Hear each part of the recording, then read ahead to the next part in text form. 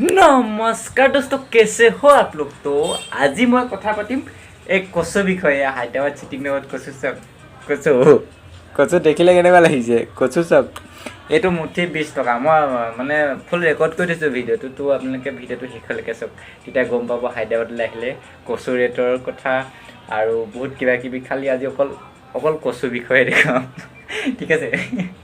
অসমলৈ গ'লে ইয়াৰ এইটো মুঠি চিধাই দিবলৈ হ'লে 20 টকাত। তো অসমত ইমান মানে জোখৰ এটা চাইজৰ মুঠি এটাত লহে 5 টকা। হায়দৰাবাদত আহক, কচু খাওক 20 টকা দি, ইমান দি।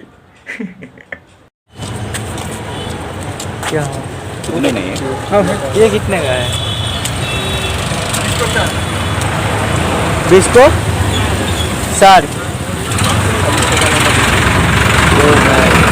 অসমত চোৱা কচু আৰু ইয়াত চোৱা 20 टका 40 रुपये का दे दो। 40 का दो। हाँ हाँ आज एकदम कौली है पत्ता। हाँ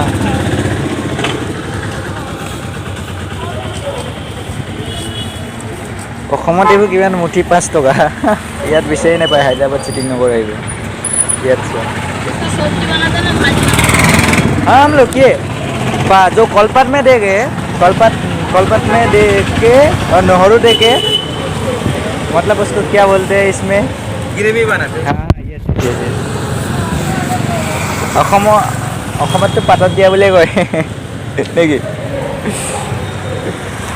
লৈ ল'লোঁ 40 টকা, আৰু 40 টকা লৈ আহিছোঁ। এতিয়া গৈ থাকোঁ বিন্দাছ। ৰুমত গৈ লৈ আহিছোঁ, বজাৰ চজাৰ কৰি ল'লোঁ আৰু কচু ইয়াৰ ৰুমত দেখুৱাইছোঁ। ৰ'ব কচু এইটো পৰিছে, এইডাল পৰি গ'ল।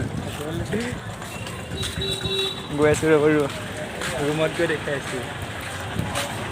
ৰুমলৈ আহিলোঁ নাই গ'ল। আৰু মোৰ মানে কেমেৰাটো ভাল নহয় কাৰণে বহুত প্ৰব্লেম হৈছে। আজি এটা লোৱা হ'ব মোবাইল, তো ৰুমতে দেখাম বোলো।